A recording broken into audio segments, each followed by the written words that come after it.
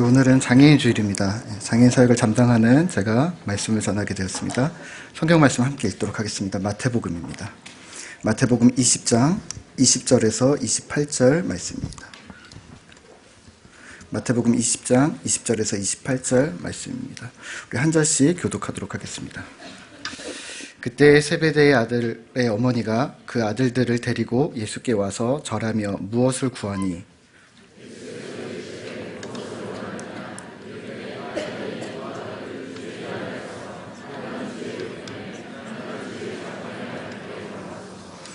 예수께서 대답하여 이르시되 너희는 너희가 구하는 것을 알지 못하는도다. 내가 마시려는 잔을 너희가 마실 수 있느냐? 그들이 말하되 할 수 있나이다.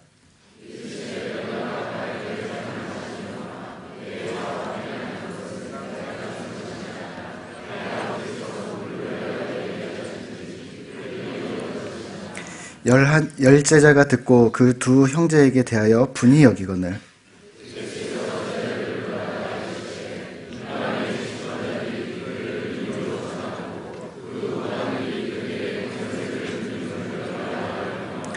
너희 중에는 그렇지 않아야 하나니 너희 중에 누구든지 크고자 하는 자는 너희를 섬기는 자가 되고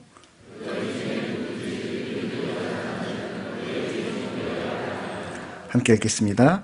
인자가 온 것은 섬김을 받으려 함이 아니라 도리어 섬기려 하고 자기 목숨을 많은 사람의 대속물로 주려 함이니라. 아멘. 거룩한 주일 예배의 자리에 나오신 성도님들을 환영하고 축복합니다. 특별히 오늘은 장애인 주일입니다. 우리 옆에 분들과 함께 인사할까요? 잘 오셨습니다. 인사해 주시고요. 그리고 오늘은 특별히 우리 장애인 친구들과 함께 예배를 드린대요. 우리 사랑부 친구들을 향해서 두 손을 뻗어서 한번 환영합니다. 우리 한번 해주십시오. 네, 감사합니다. 네, 환영한답니다. 우리 사랑부 친구들. 네, 반갑습니다. 네, 예배 잘 드릴 수 있죠? 네. 자. 사랑부가 뭐 하는 곳인 줄은 아시죠? 네. 에바다부도 뭐 하는 곳인 줄은 아시죠? 교회 샘물교회 오래 다니셨는데 아직도 이거 헷갈리시는 분들이 많습니다. 네. 나이로 치부하기에는 조금 좀 관심이 너무 적으신 거 아닌가 싶은데요. 네. 사랑부는 우리 지적장애인 그리고 우리 발달 자폐장애인 우리 친구들이 함께 예배드리는 곳이 바로 사랑부입니다. 무슨 부라고요? 네, 사랑부입니다. 에바다부는 어떤 곳이냐면 에바다부는 소리를 들을 수 없는 우리 성도들이 모여서 이렇게 수화로 예배를 드리는 곳이 에바다부입니다. 에바다부. 네, 기억해 주시고요. 네. 우리 교회 부서로는 사랑부 에바다부가 있고요. 그리고 또 한 달에 한 번씩 경기도 광주에 있는 한사랑 장애영화원이라는 곳에 가서 장애 아이들을 예배로 그리고 또 목욕 봉사로 섬기러 가는 한사랑 영화원 팀이 있습니다. 그래서 이렇게 세 팀이 우리 교회 장애인 사역을 담당하는 섬김 부서들입니다. 작년에 한창 사랑부에 손이 부족해서 교사 모집 광고를 냈었습니다. 그래서 많은 분들이 교사로 지원을 해주셨고 그래서 사랑부에 급한 불을 끌 수가 있었는데요. 얼마 전에 사랑부에 새로 오신 선생님과 함께 이야기를 나누던 중에 이런 이야기를 들었습니다. 사랑부에 교사가 없다 해서 왔더니 교사가 너무 많다는 겁니다. 그래서 나가야 되나? 어쩌지? 고민을 했다고 합니다. 실제로 사랑부에는 교사가 50명이 있습니다. 많죠. 학생들은 몇 명 있을까요? 생각하시면 50명에 대충 생각을 하면 5명씩 맡으면 250에 네. 사랑부의 학생들은 50명입니다. 네, 오늘 특성할 때 보신 것처럼 그날 혹시라도 누가 선생님들이 일이 생기셔서 못 오셔서 한 사람이 2명의 학생을 맡게 되는 날은 네, 큰일 나는 날입니다. 네, 매우 어려운 날이 되는 겁니다. 네. 50명에 50명 이렇게 딱 있으면 됐네, 이제 해결이 됐네 이렇게 생각하시겠죠. 또 그렇지 않습니다. 찬양 인도는 누가 합니까? 공과 준비는 또 누가 하고요? 간식 준비는 또 누가 하고요? 차량 봉사자 오늘도 광고가 나왔는데 차량은 또 누가 합니까? 그 50명의 선생님들은 학생들만 전담하시는 분들이 50명입니다. 항상 외부에서는요, 데이터로만 보고 섣불리 우리가 판단해 버릴 수가 있습니다. 실제로는 사람이 많은 게 아닌데 오히려 손이 부족한데 장애인 친구들을 케어하는 상황과 배경들을 잘 모르면 이렇게 생각할 수가 있습니다. 이해는 하는데요, 저희에게는 위기 상황입니다. 괜찮겠네. 도움 이제 괜찮죠? 도움지 않아도 되죠? 라고 물으시는데요. 저한테 물으시면 저는 항상 아니요, 아직도 여전히 많이 손이 필요합니다. 라고 대답을 할 겁니다. 우리 친구들의 몸은 어른이 되었고요. 나이가 들어가지만 인지적인 면에서는 아직도 어린아이와 같습니다. 그래서 드러눕고 소리 지르고 하는 모습을 보면서 뭔가 성급히 판단해 버리시는 우리 성도님들이 있으시다면 그것 또한 저희에게도 위기입니다. 소리를 못 듣는 사람을 보고서 소리를 못 들으니까 내가 하는 말이 안 들릴 테니까 아무렇게나 얘기해도 되겠지. 혹은 소리가 안 들리니까 소리를 못 들으니까 반말을 해도 되겠지. 그래서 인격적으로 하대하고 쉽게 이야기하시는 분들, 그러시는 분들이 우리 교회는 없지만요. 우리 교회는 없습니다. 하지만 그런 분들 만나게 되면 저희는 또 그것이 위기입니다. 그게 무슨 위기까지야. 무엇을 이야기할 때 쉽게 이야기하는 것, 쉽게 판단해 버리는 것, 실제로 당사자들에게는 큰 위험거리이기도 되고 큰 상처가 되기도 하고 우리 약자들에게는 큰 어려움이 되기도 합니다. 얼마 전에 베이비박스에 대해서 구체적으로 알게 되는 기회가 있었습니다. 베이비박스가 어떤 건지는 아시나요? 네, 저도 몇 해 전에 듣기는 했는데요.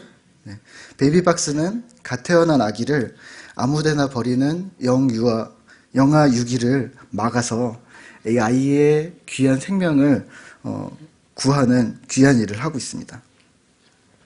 아기를 키울 수 없게 된 부모가 아기를 두고 갈 수 있도록 서울의 한 교회가 2009년도에 벽에다가 만들어 놓은 상자인데요. 이곳에 버려진 아기들은 교회에서 보호하다가 입양처 혹은 아동복지센터로 옮깁니다. 어떤 사람들은 쉽게 이야기합니다. 베이비박스를 설치해서 사람들이 마구 아이들을 버리는 거 아니냐? 아이들을 더 쉽게 버리고 영아 유기를 조장하는 게 바로 베이비박스 아니냐? 실제로 베이비박스를 설치한 이후 서울 시내 유기 영아는 2010년도에 20명, 2011년도에 43명, 2012년도에 79명, 그 다음 해에는 기하급수적으로 239명이 늘었습니다. 근데 이거는 서울 시내입니다. 데이터를 본 사람들은 말합니다. 거봐라, 베이비박스 만들어 놓으니까 막 버리는 거 아니냐. 결론부터 말씀드리면 섣부른 판단입니다. 여러분들이라면 막 버리시겠습니까? 이런 생각은 안 해보셨습니까? 20명, 43명, 79명, 그런데 갑자기 240명. 그런데요, 서울의 숫자는 늘었지만 전국적인 숫자는 늘지 않았다고 합니다. 다 여기로 몰리는 겁니다. 왜요? 자기 아이를 그래도 안전하다고 생각되는 곳에 보내고 싶은 부모의 마음인 거죠. 굳이 지방에서 여기까지 올라오는 겁니다. 남의 일이라고 우리는 쉽게 이야기하는 거죠. 버린 애들 장애인 아니야? 혹은 부모는 뭐 정상적이겠어? 눈으로 보고 당사자들의 이야기를 듣고 상황을 이해하기 전에 섣불리 판단하는 것 조심하셔야 합니다. 장애 당사자인 우리에게는 상처고 우리에게는 큰 어려움이 될 수도 있기 때문입니다. 자녀가 장애가 있으면 그렇게 쉽게 할 수 있을까요? 그룹홈이라는 제도가 한국에 들어온 지 10수년이 됐는데요. 장애인 부모님들의 어려움을 도와줍니다. 우리 친구들처럼 성인이 되고 독립할 나이가 됐는데 부모님이랑 더 이상 살아가지 않았으면 좋겠다라는 생각이 들어서 복지관이랑 국가가 연계해서 부모님 밑에서가 아니라 사회복지사 밑에서 3명 혹은 4명의 그룹을 지어서 공동생활을 배우고 실제 살아가고 있는 기숙사 같은 곳이 있습니다. 그래도 그래야 봤자 월요일날 가서 금요일이나 토요일날 돌아오거든요. 어떤 어머니는 아이라고 해봤자 30살이 벌써 다 되어갑니다. 아이라고 부르기엔 너무 크죠. 아이를 이곳에 보내고서는 밤잠을 못 이룹니다. 아이와 떨어지는 것이 죄스럽기도 하고 걱정스럽기 때문입니다. 어떤 어머니는 절대로 평생 아무데도 우리 아이 못 보낸다고 합니다. 자녀가 장애가 있다고 사람들이 생각하는 것처럼 쉽게 정을 뗄 수 있을까요? 그렇게 쉽게 생각하고 쉽게 말하는 것 자체가 우리에게는 상처입니다. 에바다부에 농인 할머니가 계신데요. 이 할머니는 어머님이십니다. 아들이 하나 있는데 저는 이 사람을 정말 나쁜 사람이라고 불렀습니다. 월 몇십만 원으로 살아가는 장애인 어머니에게 1,000만 원 이상 되는 빚을 떠넘기고서 아들은 잠적했습니다. 젊은이라면 몇 년 열심히 고생하면 어떻게든 해결할 수 있는 액수가 아닐까. 하지만 이 아들은 고약한 선택을 했습니다.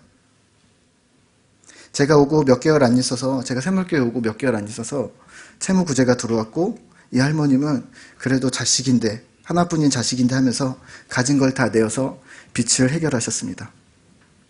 글도 모르고 말도 못하시고 귀도 안 들리시고 수화도 못하시는 이 할머니입니다.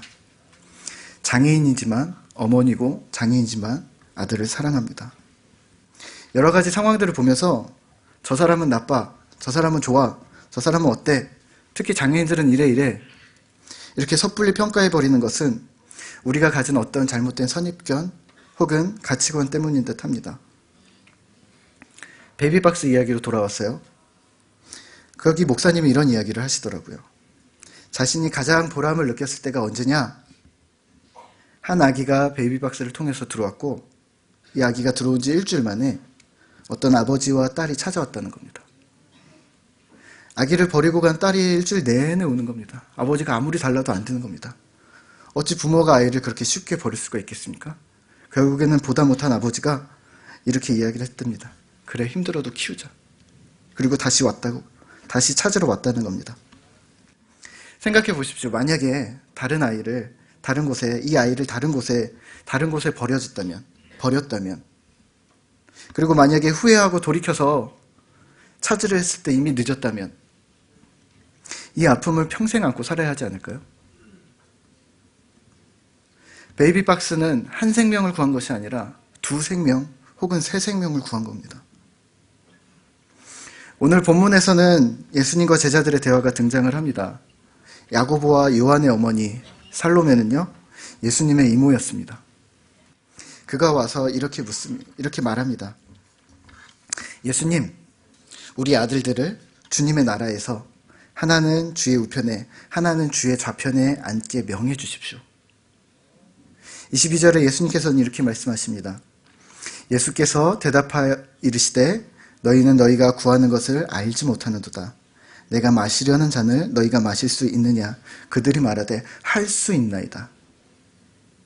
예수님은 이들이 무엇을 구하는지 모른다고 말씀하셨습니다. 이미 알고 계셨습니다. 예수님은 세상을 섬기러 오셨습니다. 하지만 제자들은 예수님이 왕이 되러 오시려 한다고 생각했습니다. 이제 곧 왕이 되실 거야. 하지만 예수님은 이미 온 세상의 왕이라고, 내가 하나님이라고 이미 수차례 얘기하셨습니다. 예수님은 목숨을 버리러 오셨는데 제자들은 예수님은 왕좌를 탈환하게 될 거라고 생각을 하고 있었습니다. 예수님이 말씀하신 하나님 나라는, 천국은 이렇게 얘기했지만 사람들은 하나님 나라를 섣불리 생각했고 쉽게 판단해 버렸습니다. 자신의 머릿속에서 말입니다. 도대체 예수님의 말씀을 깊이 생각하려 하지 않았습니다. 심지어는 예수님 곁에서 먹고 자고 하면서 붙어 다녔던 12 제자 한 명도 예외 없이 말입니다. 오늘 본문과 같은 말씀인데요. 누가복음 22장 24절에서는 이렇게 설명을 합니다. 또 그들 사이에 그중 누가 크냐 하는 다툼이 난지라. 결국에는 누가 크냐 하는 다툼이라는 겁니다. 제자들은 세상의 가치관과 세상의 방식으로 예수님의 사역을 이해했습니다. 오늘날 교회를 다니는 신자들도 마찬가지입니다. 세상의 방식으로, 세상의 가치관으로 교회를, 하나님을, 예수님을 바라봅니다. 내가 사업을 하는데 하나님 도와주셔야 합니다. 내가 직장을 다니는데 예수님이 방패가 되어주셔야 합니다. 내가 직장을 다니는데 경쟁자들을 예수님께서 물리쳐 주셔야 합니다. 내가 잘 돼야 하나님이 잘 되는 것이고, 내가 망하면 하나님도 부끄러운 일 당하는 겁니다. 하나님 잘 보고 계십시오. 세상의 가치관에 하나님을 가두어 두는 일입니다. 하나님이 뭐라고 하실까요? 그게 나랑 무슨 상관인데? 이렇게 말씀하시지 않을까요? 오늘 예수님께서는 이에 대해 명확하게 이야기하십니다. 나는 그거 관심 없는 일인데 누가 크냐? 내 사역 안에는 누가 크냐라는, 크다라는 단어가 아예 없는데? 25절에 이렇게 얘기하십니다. 우리 함께 25절 같이 읽도록 하겠습니다. 25절입니다. 예수께서 제자들을 불러다가 이르시되 이방인의 집권자들이 그들을 임의로 주관하고 그 고관들이 그들에게 권세를 부리는 줄을 너희가 알거니와. 아멘. 세상의 집권자들은, 이 세상 나라의 통치자들은 억압과 무력을 통해서 사람들 위에 군림하는 것이 잘하는 거라고 생각한다. 그것이 잘 살아가는 것이라고 생각한다. 그래서 높아지려는 것이고, 그래서 유명해지고, 그래서 부와 명예를 얻으려고 하는 것이다. 제자들도 이와 똑같은 생각을 했습니다. 현 시대를 살아가는 많은 신자들도 이와 똑같은 생각을 세상의 방식으로 따라가고 있습니다. 26절입니다. 26절 함께 읽겠습니다. 26절입니다. 너희 중에는 그렇지 아니하네.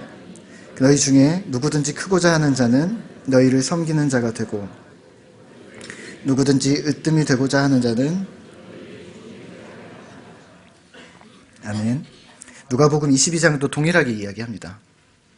너희는 그러지 말아라. 너희는 그러면 안 된다. 세상의 방식으로 살아가는 게 아니다. 분명히 그렇게 말씀하셨는데 우리는 또 이걸 갖다 세상의 방식으로 해석을 합니다. 섬기면 높아진단다. 종이 되면 으뜸이 된단다. 그래서 높아지려고 섬기는 척을 합니다. 으뜸이 되기 위해서, 더 좋은 자리에 앉기 위해서, 명성을 얻기 위해서 섬기는 척을 합니다. 하지만 누가복음에서는 이렇게 말씀하십니다. 누가복음 22장 27절입니다. 우리 함께 읽겠습니다. 앉아서 먹는 자가 크냐, 섬기는 자가 크냐, 앉아서 먹는 자가 아니냐, 그러나 나는 섬기는 자로 너희 중에 있노라. 아멘. 예수님이 이렇게 얘기하시는 거죠. 앉아있는 사람이 높은 사람이냐, 시중 드는 사람이 높은 사람이냐. 앉아있는 사람이죠. 그래, 앉아있는 자가, 앉아서 먹는 사람이 높은 사람 맞다. 으뜸이다. 그런데 나는 앉을 생각이 없다. 앉아있는 사람이 높은 사람 맞는데 나는 안 앉을 거야. 예수님이 이렇게 얘기하신다는 거죠. 정확히 얘기하면 예수님은 큰 자, 작은 자에 관심이 없으십니다. 예수님은 사람을 살리는 데 더 관심이 있으십니다. 영혼을 구원하고 자신의 백성들, 잃어버린 양들을 돌이키는 데 더 관심이 많으셨습니다. 앉아있건 서있건 무슨 상관인데? 중요한 건 영혼 아니겠니? 그래서 섬기는 거야. 우리는 섬기는 척을 합니까? 아니면 예수님처럼 진짜 섬기고 계십니까? 세상 방식으로 살고 섬기고 종이 되라. 섬기는 자가 된다는 것, 종이 된다는 것은 그러면 무엇을 의미하는 걸까요? 주인 자리를 내어주는 것입니다. 우리에게 결정권이 없다는 겁니다. 예수님도 마찬가지셨습니다. 하나님이 맡기신 사명, 그 사명을 감당하셨습니다. 28절입니다. 우리 함께 읽도록 하겠습니다. 28절입니다. 인자가 온 것은 섬김을 받으려 함이 아니라 도리어 섬기려 하고 자기 목숨을 많은 사람의 대속물로 주려 함이니라. 아멘. 우리는 주님의 자녀입니다. 주님의 제자입니다. 주님의 제자는 세상의 방식대로 살아가지 않습니다. 참 제자는 예수님처럼 되어야 한다는 겁니다. 내 삶의 주인됨, 내 주권을 하나님께 내놓아야 합니다. 그러면 이런 질문이 생기죠. 무엇을 어떻게 섬겨야 합니까? 무엇을 어떻게 섬기기 전에 성경을 조금만 더 보도록 하겠습니다. 마태복음 오늘 20장을 읽었는데요. 16장 이후로는 조금 더 자세하게 보면은 베드로가 주는 그리스도시요 살아계신 하나님의 아들입니다 라고 16장에 고백한 이후부터는 예수님께서 제자들에게 너희가 제자라면 이러이러해야 해 라고 말씀하시는 것들 투성입니다. 16장 이전은 예수님께서 직접 기적을 행하시고 직접 가르치시고 직접 행하심이 많았습니다. 하지만 16장 이후부터는 제자됨에 대해서, 실제 제자가 되는 행동들에 대해서 실천 사항들을 말씀하십니다. 16장 25절에서는 이렇게 얘기하십니다. 목숨을 버리는 것, 자기를 부인하고 자기 십자가를 지고 주를 따르는 것, 예수를 따르는 것이 첩경이라고 합니다. 18장에서는 누구든지 작은 자 중에 하나를 실족하게 하면 연자 맷돌을 메고 빠지라. 실족하게 하는 자는 화가 있는데 손과 발이, 눈이 범죄하는 것, 그래서 이 작은 자 중에 하나라도 실족해 되면 큰일 난다. 그리고 용서하라고 말씀하십니다. 7번씩 70번까지 용서하라고 말씀하십니다. 그리고 19장에서는 소유를 팔아 가난한 자에게 주고 주를 따르라고 하십니다. 그리고 오늘 20장에서는 섬기고 종이 되라고 말씀하십니다. 왜냐하면 28절에서 예수님은 자신이 섬기러 오셨다고 말씀하시기 때문입니다. 목숨을 주고자 함이라. 대속물로 내 목숨을 주고자 함이라. 16장부터 20장까지의 쏟아지는 제자로서의 실천 과제들을 한마디로 요약하면 무엇일까요? 다 하셔야 합니다. 근데 한마디로 요약하면요, 사람을 살리는 일입니다. 사람을 세우는 일입니다. 이 훈련을 잘하면 참 제자가 됩니다. 우리가. 그리고 이 훈련을 잘하면 우리의 주변의 사람들이 살아납니다. 세워집니다. 목사님, 제가 무엇을 할 수 있겠습니까? 저는 가진 것도 별로 없는데요. 할 수 있는 게 저는 없습니다. 이렇게 질문하실지 모르겠는데요. 리차드 포스터는 이렇게 이야기합니다. 섬김의 훈련을 거치지 않고 섬길 줄 아는 사람은 없다. 섬김은 훈련이라는 겁니다. 해봐야 안다는 겁니다. 제가 신학교 시절에 목회를 꿈꾸고 선교사를 꿈꾸고 찬양사역을 꿈꾸고 청소년 사역과 여러 가지 것들을 꿈꾸고 있을 때 장애인 사역, 장애인 전담 사역을 심각하게 고려한 적이 있었습니다. 교사로는 오랫동안 섬기고 봉사는 오래 했는데 전담 사역자가 된다는 것은 부담이었습니다. 첫 번째는 할 수 있을까? 교사야 전도사님 따라가고 목사님 따라가면 되는데 내가 전도사가 되고 목사가 돼도 괜찮을까? 부담감이 앞섰고, 두 번째는 이거 코 깨이는 거 아닌가? 다른 거 못하게 되면 어쩌지? 나 할 수 있는 것도 많고 해야 될 것도 많은데 하나님이 선교하라고 하셨는데. 한 선배 목사님께서 이런 말씀을 하셨습니다. 밖에서는 아무리 고민해도 답이 안 나와. 딱 2년만 해봐. 평생 할 수 있는지 없는지 알 수 있게 돼. 해봐야 합니다. 주일학교 교사도 해봐야 알고요. 장애부서 사랑부 교사도 해봐야 알고요. 수화도 배워봐야 아시고요. 노숙자를 케어하는 사랑마루 사역도 해보셔야 아시고요. 호스피스도 해봐야 아시고요. 목자도 해봐야 합니다.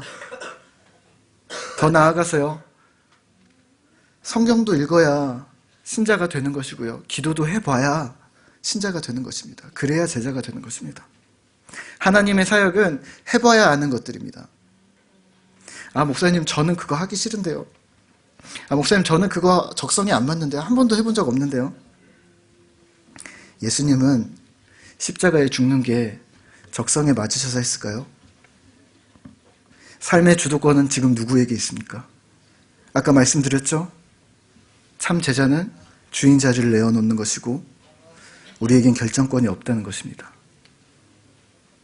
사명, 섬김, 비전 찾고 계십니까? 해보면서 찾아가는 것입니다. 몇 해 전에 성경 공부를 할 때 어떤 집사님께서 이렇게 물으셨습니다.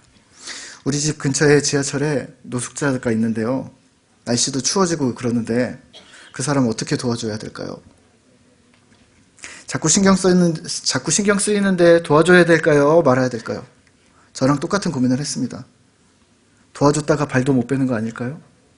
요게 조금 도와준다고 뭔가 도움이 될까요? 뭐라고 대답했을까요?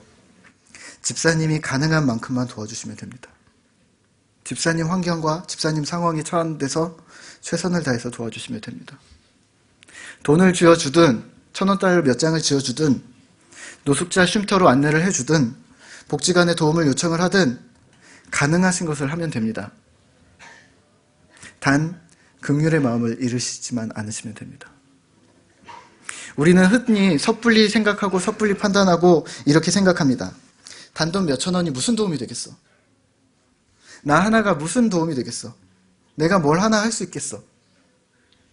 장애인은 사랑부가 맞고 노숙자는 사랑마루가 맞고 뭐가 이렇게 유년부는 유초등부가 맞고 이렇게 누군가 뭔가 해서 체계적으로 조직들이 돌봐야 되는 거 아니겠어? 한 사람을 일으키고 한 사람을 죄하라는데 돈이 엄청 들지 않나? 시간도 그렇고 노력도 그렇고 나 하나는 안 돼요. 의미 없어. 그리고서 내리는 결론은 그래, 신경 끄자. 안 되겠어. 신경 끄자가 대부분입니다. 아니요, 의미 있습니다. 누가 그 사람의 인생을 통째로 책임지라고 했습니까? 사랑부 교사가 된다는 것이 우리 사랑부 친구들의 인생을 통째로 책임지는 것이라고 생각하십니까? 아니요, 오버하지 마십시오. 우리가 신자로서 참 제자로서 잃지 말으셔야 할 것은 긍휼의 마음입니다. 예수님의 마음으로 세상을 불쌍히 여기는 것, 그것이 섬김의 시작입니다. 내가 무엇을 할 것인가? 내가 어떤 역할을 감당할 것인가? 내 눈앞에 보여주신 이 상황에서 참 제자인 내가 지금 이 상황에서 내가 무엇을 말하고 행동할 수 있을 것인가? 고민하셔야 합니다. 긍휼의 마음을 유지한 채로 말입니다. 많은 사람들은 이렇게 이야기합니다. 돈이 없어서 못한다. 시간이 없어서 못한다. 해본 적이 없어서 못한다. 능력이 안 돼서 하고 싶지만 안 된다. 체력도 안 되고 바쁘고. 오해하지 말아 주십시오. 우리의 사역은 돈으로, 시간으로, 체력으로, 능력으로 하는 사역이 아닙니다. 여기는 믿음으로 하는 사역입니다. 삶의 주도권을 하나님께 내어드린 참 제자가 되려는 사람들이 모여서 하나님께서 명령하신 것, 부탁하신 것들을 감당하는 것이 바로 교회입니다. 그리고 이러한 사역은 장애인 사역뿐만이 아니라 우리의 모든 사역을 지칭합니다. 장애인 사역이 될 수도 있고요. 주일학교 사역이 될 수도 있고요. 지역을 섬기는 일, 병환 중에 계시는 분들을 섬기는 일, 집이 없는 사람들을, 또 다문화 가족이나 교도소, 혹은 거동이 불편하신 어르신들, 또 결손 가정의 자녀들, 혹은 경제적으로 어려운 이웃 등등 누군가를 섬기는 일은 자신들의 삶의 주도권을 이미 하나님께 넘겨드린 참 제자들의 모습이라는 것입니다. 오늘 여러분은 무엇을 하고 계십니까? 지금 나는 무엇을 하고 있습니까? 오늘은 장애인 주일입니다. 특별히 장애인들과 세상의 약자, 아픔을 당한 사람들을 위해서 우리가 무엇을 할 수 있을까요? 지난 목요일 저녁에 우연히 TV 프로그램을 봤습니다. 다큐였는데요. 슬픔을 당한 사람들이 더 슬프고 아직도 헤어나오지 못하는 것에 대해서 말하고 있었습니다. 20년 전에 무너진 성수대교, 거기서 딸을 잃은 아버지가 나왔습니다. 잊으라고 주변에서 하는데 20년이나 됐는데 뭘 그렇게 생각하냐고. 그런데 부모 마음이 그게 되냐는 겁니다. 무너진 삼풍백화점, 대구 지하철 참사, 가깝게는 세월호 사건까지 마찬가지입니다.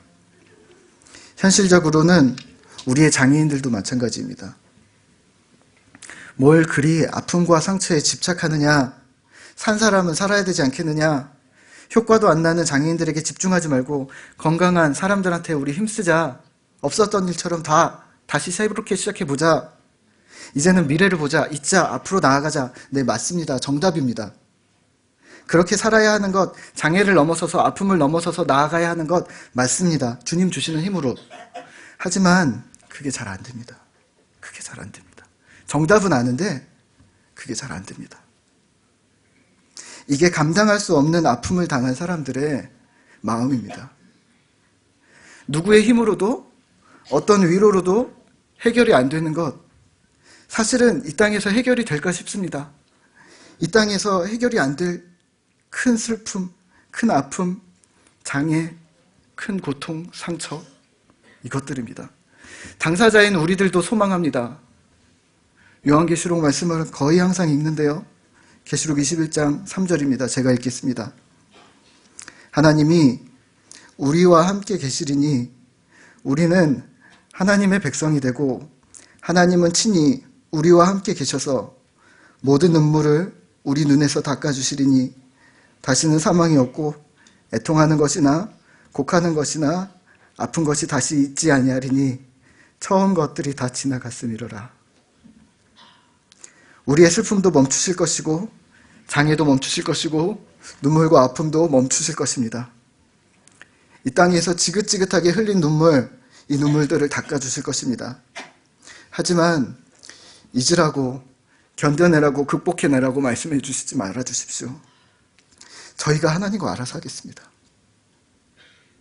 단지 여러분들이 해야 할 일은 기억해 주시는 일입니다.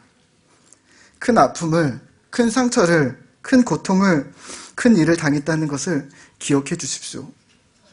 그것이 섬김의 시작입니다. 이런 분들이 우리에게 힘을 주십니다. 어떤 분들이냐면요. 어떤 분은 몇 년 동안 우리 사랑부 친구들에게 매월 빵을 가져다 주십니다. 또 어떤 분들은 무슨 명절이나 때 때마다 떡을 주시는 분들도 있습니다. 12월이면 우리 지역사회 사람들을 돕고 불우한 이웃들과 장애인들을 돕자. 그래서 선물 좀 모아주십시오. 그러면 행복한 열매 때 선물을 가져오는 우리 샘물교회 성도님들도 있습니다. 빵이 고마운 게 아닙니다. 떡이 고마운 게 아닙니다. 선물이 고마운 게 아닙니다. 그 마음이 감사한 겁니다. 우리가 약하다는 걸 우리가 아무렇지 않은 척하지만 그 슬픔을, 그 아픔을 공감하고 기억해 주신다는 것이 고마운 겁니다.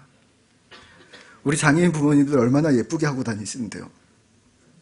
그런데 그 안에 아픔이 있다는 것을 알아줘서 고마운 겁니다. 저도 얼마나 밝게 하려고 노력하고 있는데요. 이 사역 안에 아픔이 있다는 것을 기억해 주셔서 감사한 겁니다. 그래서 더 안 그런 척 하는 겁니다. 몇 해 전에 이런 플랜카드를 본 적이 있습니다. 6.25를 잊으면 6.25가 다시 온다. 우리는 6.25를 잊지 않기 위해서 노력하고 있었고 그 노력들을 위해서 많은 상징들을 만들어냈습니다. 어렸을 때 불렀던 노래들 있으시죠? 전우의 시체를 넘고 넘어 부터 시작해서 엄청나게 많으시죠? 지난주에는 장례가 나서 국립현충원을 다녀왔습니다. 많은 묘비들을 보면서 이 나라를 위해서 헌신한 사람들이 이렇게 많구나 마음이 숙연해졌습니다.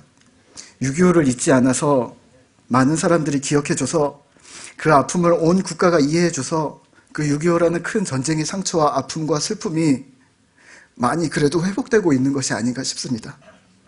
반면에 일제강점기에 유해함부로 고통당했던 우리 할머님들은 아직도 그 고통과 아픔에서 헤어나오지 못하고 있습니다. 강자들은 이렇게 이야기를 하죠. 한국과 중국은 과거는 이제 뒤로 하고 미래를 향해 나가자. 정답을 말합니다. 알고 있습니다. 그래야죠. 근데 우리는 그게 잘 안 됩니다. 아직도 고통 중에 있는 분들이 살아계신데 어떻게 그럴 수 있냐는 겁니다. 하지만 많은 사람들에게 잊혀져 가고 있고 그 잊혀지는 상황은 고통을 더해주고 있습니다. 우리가 할 일은 기억하는 일입니다. 우리가 할 수 있는 일은 기념해주고 약속해주는 일들입니다. 매년 4.19를 기억하시고 위안부 동상을 세우고 어떤 사람들은 영화를 만들고 노래를 만들어 부르기도 하고 그렇게 하는 일이 아무것도 아닌 것 같은데 위로가 되는 겁니다. 많은 이들이 기억해 준다는 것 자체가 위로가 되는 겁니다. 미국도 9.11 테러로 큰 아픔을 겪었습니다. 유투라는 그룹이 있는데요. 9.11 테러 이후에 시편 40편을 기초로 한 Fall이라는 노래를 만들어서 자신들의 콘서트에서 자주 불렀습니다. 수많은 사람들과 자신들의 콘서트 때마다 항상 이 노래를 부른다고 합니다. 가사를 한번 보실 텐데요. 제가 읽어드릴게요. 주님을 끈질기게 기다립니다. 그가 나의 울부짖음을 들으시고 귀 기울이셨습니다. 나를 먼지 구덩이에서 일으키셨습니다. 전 새로운 노래를 부를 것입니다. 도대체 얼마나 오래 이 노래를 불러야 하는가? 얼마나 오래, how long, 그리고 엔딩은 없습니다. 오랫동안 부르면서 기억하겠다라는 겁니다. 사실 이 말만으로도 얼마나 불릴지 모르겠지만 이렇게 얘기해 주는 것만으로도 위로가 됩니다. 성경의 인물들 가운데 요셉이 있습니다. 요셉을 잘 아실 겁니다. 요셉은 형들에게 버려졌고 상한 마음으로 목숨 걸고 애굽에서 지냈고 주인의 아내에게 고집고소를 당했고 감옥에서 좌절을 수없이 겪었습니다.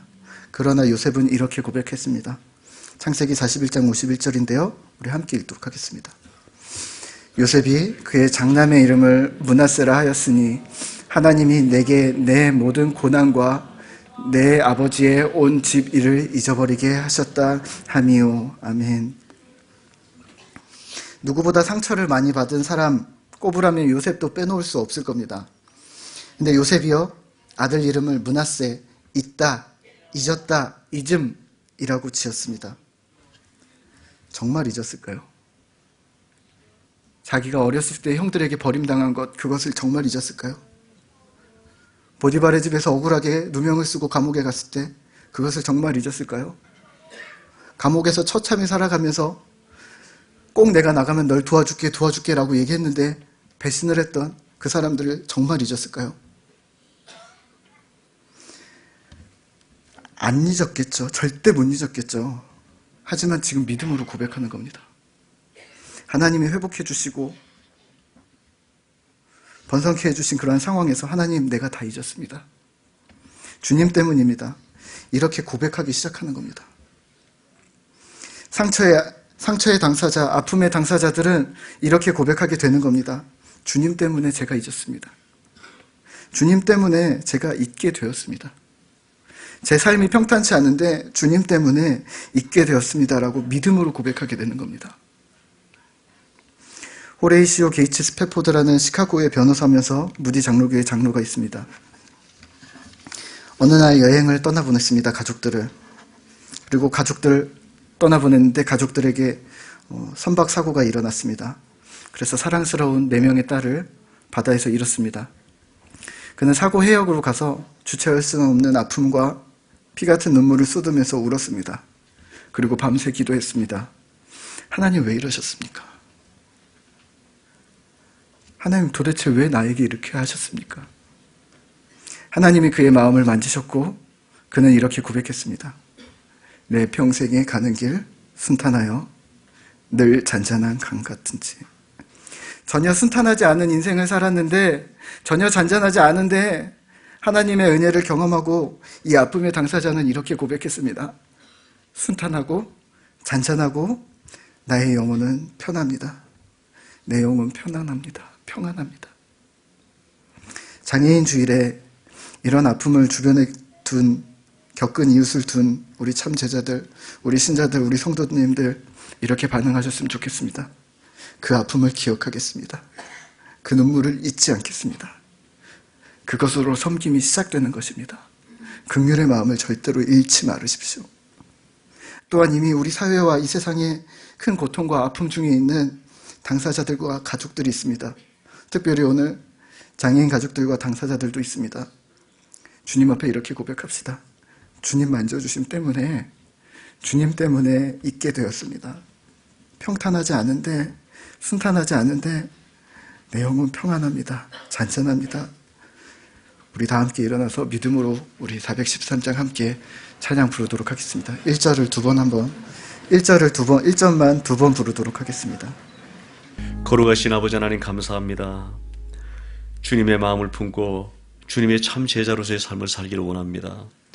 우리 샘물교회에 이 귀한 섬김의 기쁨을 주신 하나님 감사합니다. 더 잘 감당하게 하시고 무엇보다도 아버지의 마음을 가지고 주님을 참 섬기는 주님의 제자로서 귀한 사명 잘 감당할 수 있도록 은혜 베푸시고, 그리하여서 우리를 만나는 모든 자들이 하나님의 놀라운 회복과 기쁨과 평안의 축복을 누리게 하여 주시기를 간절히 원합니다.